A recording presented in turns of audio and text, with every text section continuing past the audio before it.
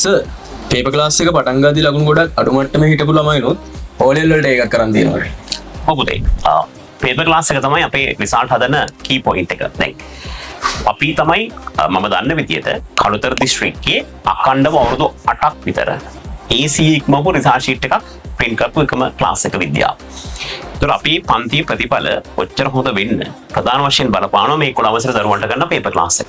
ඉතින් මේකෙදි අපි නිකන් පේපර් එකක් දීලා උත්තර කියනවා එහෙම එකක් නෙමෙයි යන්නේ. දැන් මේ පේපර් එක ගත්තොත් එimhe මේක අපි හදන්නේ එකක් පාස් පේපර්ස් ඊට පස්සේ පළාත් පේපර්ස් ඊට පස්සේ ස්කූල් ටර්ම් ටෙස්ට් පේපර්ස් සහ මේ සමාන්තර විභාග වල පිටරට තියෙන එක්සෑම් වලින් ගත්ත ප්‍රශ්න අරගෙන ඒවා අපි වෙනස් කරලා හදලා තියෙනවා. ඒතර අපේ මේ පේපර් එක විභාග මට්ටම හෝ ඊට උඩින් තමයි අපි තියලා තියෙන්නේ.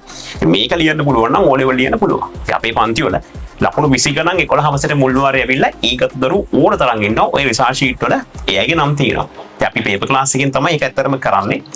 අපි මේ පේපර් ක්ලාස් එකේදී පේපර් එක ලියන්න ටයිමින් තියලා ඊට පස්සේ ඒක කතා කරලා ඒකට දාලා තියරි පොයින්ට් විස්තර කරලා ඒ ඔක්කොම කරනකොට ඔයාලට සිලබස් එක හැම සතියකම මතක් වෙවි යනවා. ඒතර ඔයාලට මතක තියාගන්න පාඩම් කරන ලොකු ආයාසයක් ඕනෙ වෙන්නේ නැහැ. ඒ නිසා තමයි ඔච්චර අපේ පේපර් ක්ලාස් එක ගොඩක් අය අතර ජනප්‍රිය. ඒත් ඔය එක දවසක් ඇවිල්ලා බලන්න. හරි. ඇත්තටම පේපර් ක්ලාස් එකේ එක්ස්පීරියන්ස් එක මේකෙන් ගන්න පුළුවන්.